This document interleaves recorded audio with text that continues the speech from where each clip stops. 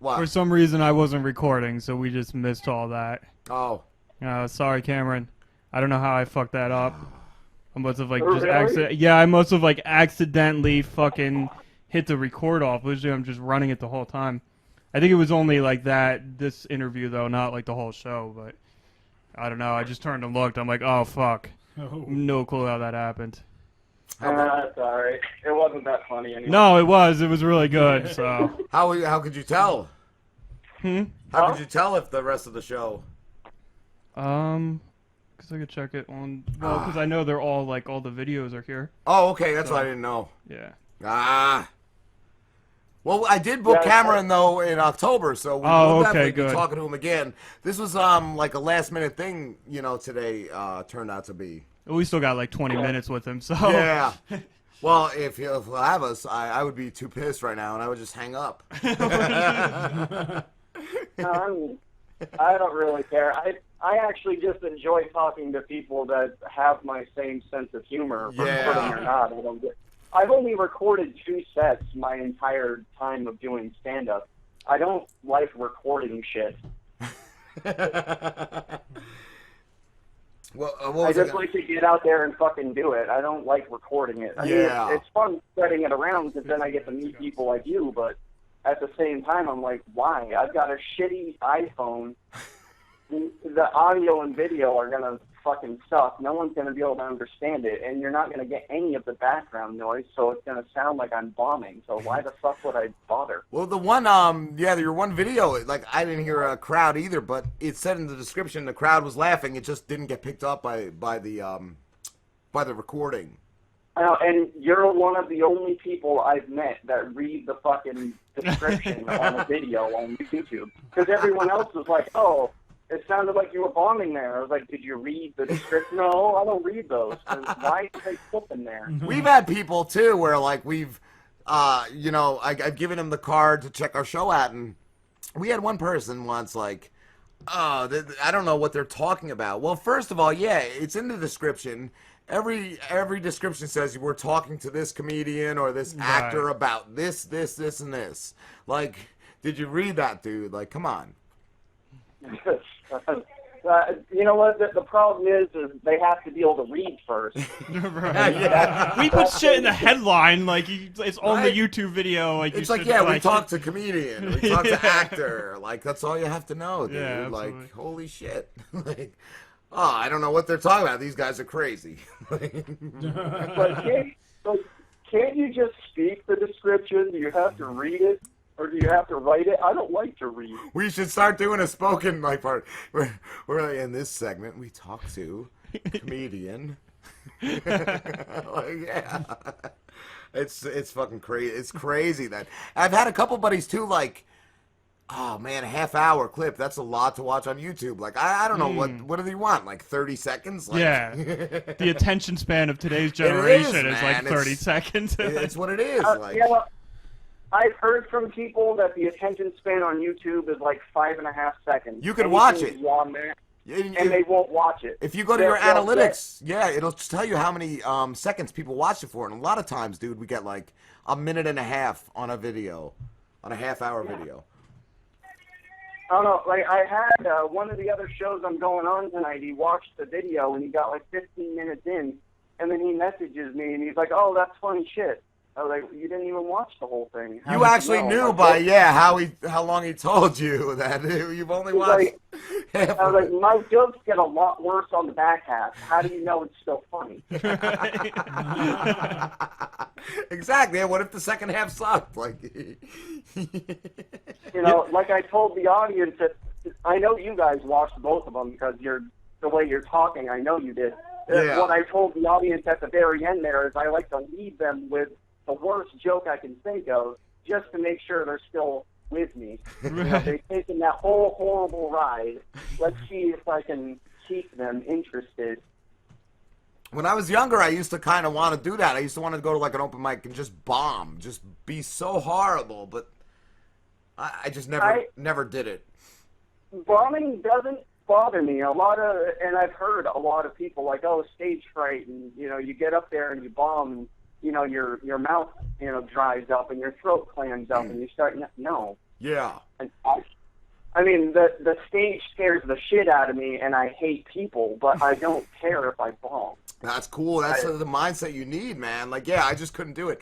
I remember in 5th grade, I think, my first, like, oral report, man, I was fucking, just like you said, just, yeah, dry mouth, just monotone. But that actually got me through, you know, that fear of initial speaking and all. Yeah, speaking of high school, fucking most of the people I went to school with, they're like, "You're a comedian?" I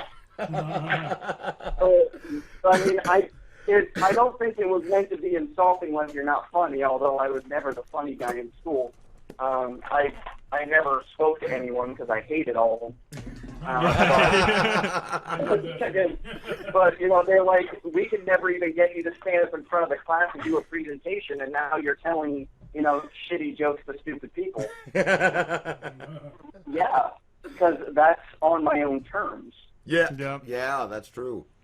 Big difference. I'm choosing to get on stage. No one's dragging me up there. Yeah, exactly.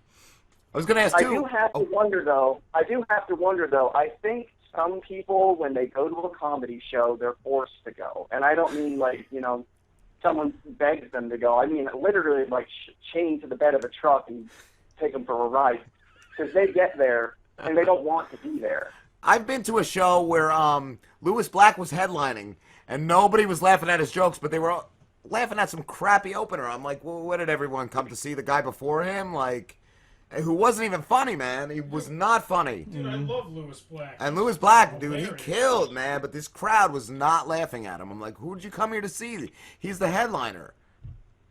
I know, I do kind of feel bad, and I told Justin and Dylan of the Fat J podcast, the one I opened up for, that I stole that fucking show, and I felt so bad about it, because I was the opener. They were the main event that people paid to go see. Yeah.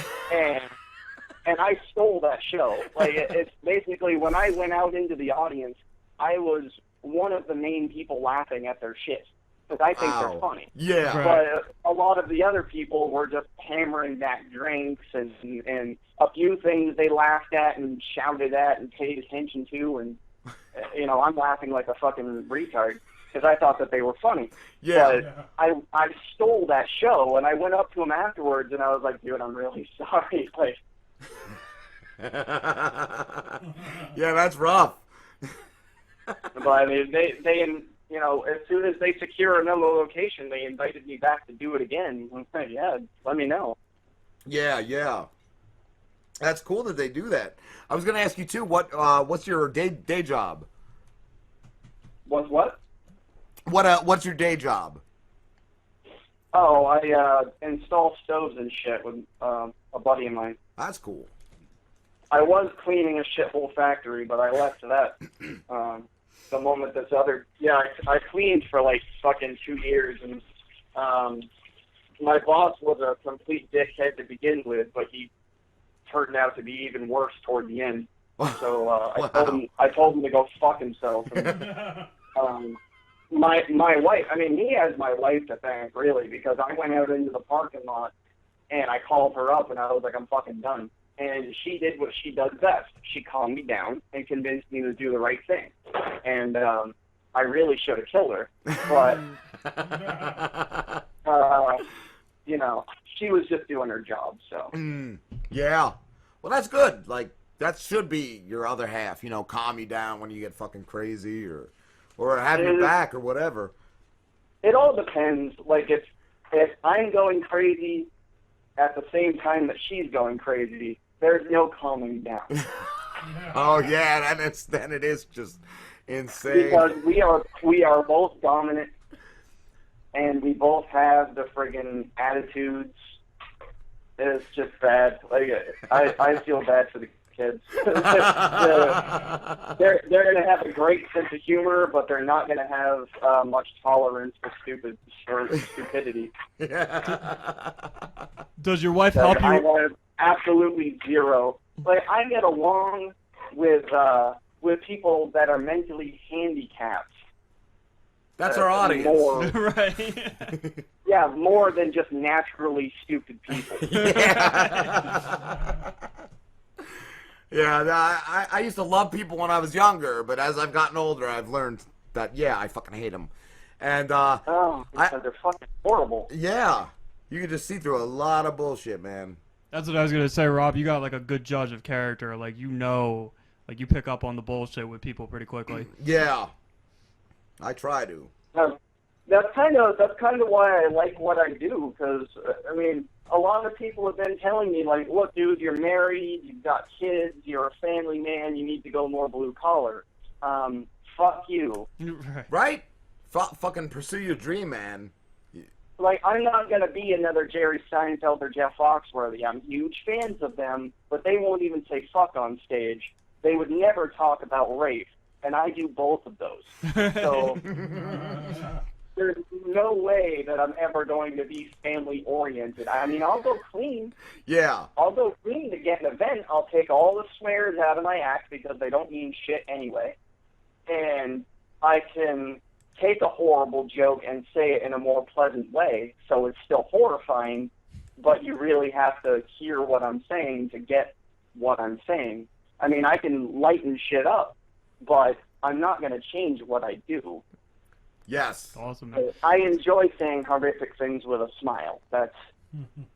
I hate when people do that too, when they're like, well, you know, look at these guys, they're making big doing this, so you should do that too, because that's what works. No, fuck you. I'm gonna do what I want to do, and that's it, you know. Yeah. Well, I mean, that's another thing. Like, I've had a lot of people say, like, oh, I've been there. I have experience, and you know, you're making a lot of mistakes that I've made, so I'm trying to help you. Like, don't let me make the mistakes. Then when the real ones come up, I want to be prepared for them. Don't fucking pamper me. Or maybe they went about it the wrong way. Yeah, maybe you could have made that something. Like, maybe it's going to work for me. You don't know. Yeah, maybe they just didn't have the personality for it, and you do. Like, it's... Right, yeah. I mean, like, I run every single one of my jokes that I do by my wife. Whether she likes them or not, I still take them to the stage. But she knows everything that I talk about. And my mother is my biggest fan. And I go on stage talking about horrible shit to do with her grandchildren. So if both of them like my stuff, everyone else can fuck off.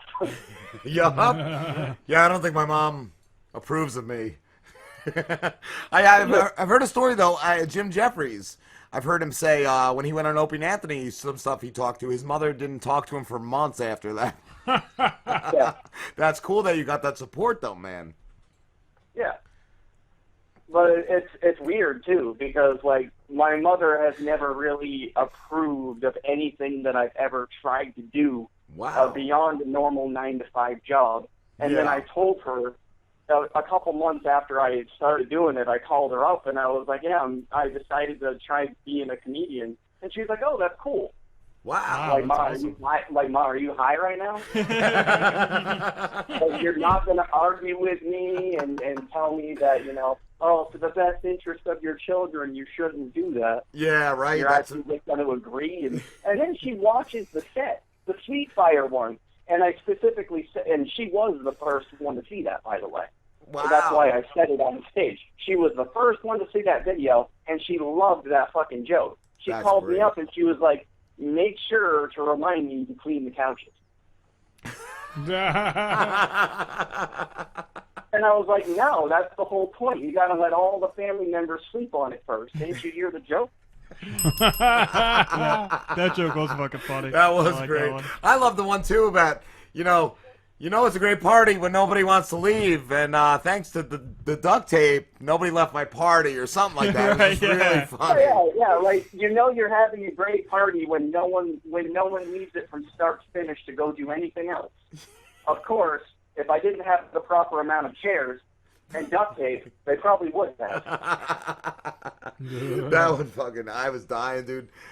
Shit, Cameron, we have to wrap this up, dude. We got another call in a few minutes, but can you tell everyone where they can find your stuff? Yeah, up on Twitter, Readey26Readey, just because Twitter's that fucking clever. And my Facebook page is facebook.com/stories in a nutshell. You can email me, Reedy26@gmail.com. That's pretty much it. I don't have a whole lot of sites. Cool, man. That's all we got. Yeah, I don't do the Tumblr and the Tinder and the fucking Instagram. Well, I have Instagram too. Unfortunately. Yeah. Yeah, I heard it's not that good. My girlfriend was telling me just the other day she got one and she's like, "This sucks." It's just pictures, right? Yeah, like. Well, I mean, you can comment on the pictures, but it's just another Facebook. That's all. It's just if you don't have enough pictures on Facebook, you can upload more on, or if you have too many, you can upload more. That's all it is. It's just it's a second because people seem to really love to show their shit to people, like take pictures of their fucking dinner before they eat it. I like it after. I want to see the after effect. All right, Cameron. If you eat that dinner and you throw it up, that's the picture. Right? Yes. Before, after. I want a whole montage YouTube video. Yes. All right, Cameron. Thank you very much. Yeah, thanks for calling, dude. Yep, send my links out to people. Let them enjoy it. Will do. All right, thank you. You're welcome. Later. Later, bro. Take care, man. All right, guys, we're going on break. We'll be back. Slim will be